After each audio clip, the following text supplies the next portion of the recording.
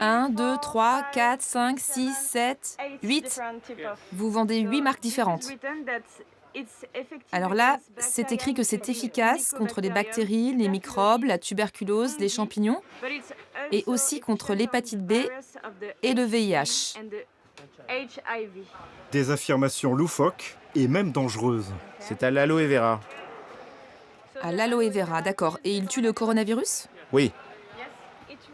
C'est écrit qu'on ne risque pas d'attraper le coronavirus ici. Oui, c'est 40 centimes le flacon. Mais d'autres ont l'air plus sérieux. Oui, ce produit est certifié par l'OMS. Il est bien. Donc ça veut dire que c'est le meilleur? Oui, c'est le meilleur. Que valent vraiment ces gels?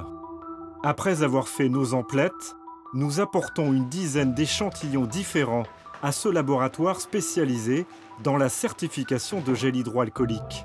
Toute la journée, Ashish Jain, docteur en chimie, analyse le contenu de ces produits nouveaux sur le marché.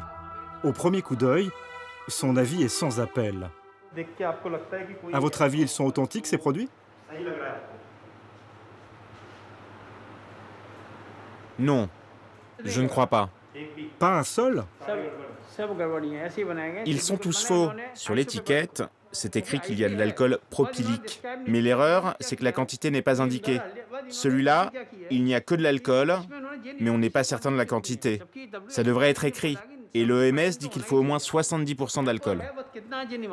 Si on utilise ce faux produit visiblement, acheté sur le marché, c'est quoi le risque?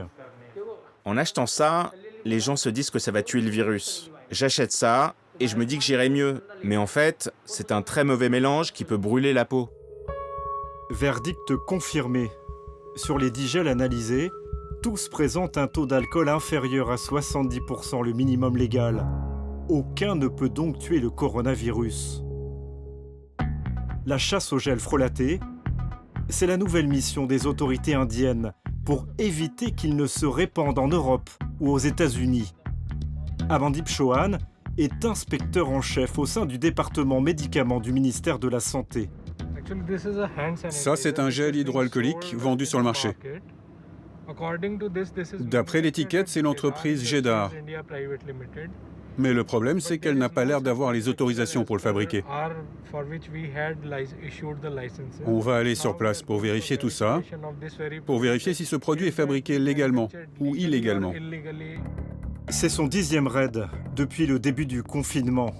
Dans sa ligne de mire, cette entreprise située à 2 heures de route de New Delhi. Elle semble avoir trouvé l'astuce pour vendre son gel frelaté en Europe. L'inspecteur débarque avec 5 collègues.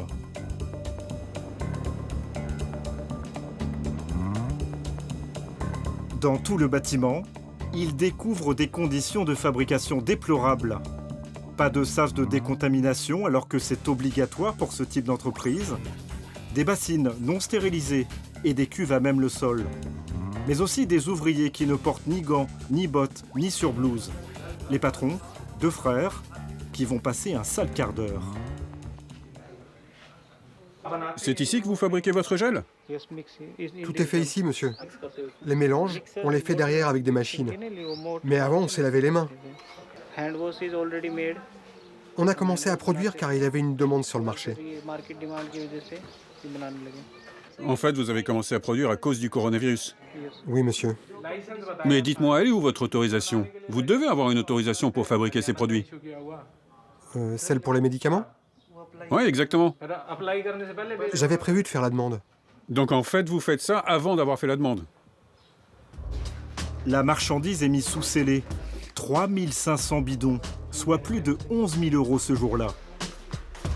Les inspecteurs dénichent des documents imprimés. Ils ont l'air officiels, en apparence seulement. En fait, vous commercialisez ça illégalement en disant que vous avez la norme internationale. C'est ça que vous faites. Vous avez donné combien pour ça? Vous allez sur un site internet pour obtenir tout ça? Pour les certificats? Oui. Combien vous avez payé pour ça? Environ 120 €, monsieur. Parmi les documents, cette certification communauté européenne. Les 2 frères s'apprêtaient à exporter leur faux gel, peut-être en France. De retour à son bureau, l'inspecteur comprend vite l'arnaque présumée. La certification CE de cette entreprise provient d'un site internet, iqs.net. On a enquêté. Comme vous pouvez le voir, il y a deux types de sites qui commencent par IQS. Il y en a un qui se termine par .com, c'est le site officiel. Et il y a l'autre, celui des fraudeurs, qui se termine par .net. C'est une copie parfaite du site officiel. La seule différence tient dans la recherche de certification. Sur le faux site, si vous allez dans « Recherche certification » et que vous écrivez là, ici, le nom de l'entreprise, vous trouvez pas mal de détails.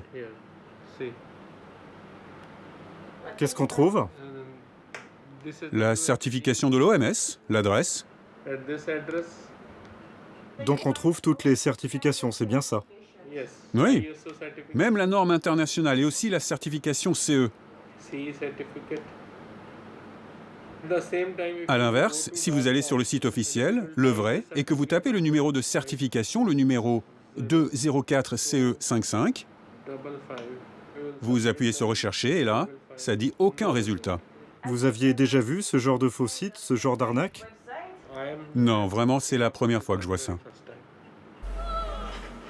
Les deux frères ont été incarcérés sur le champ. Ils risquent 10 ans de prison et une amende de 10 000 € minimum.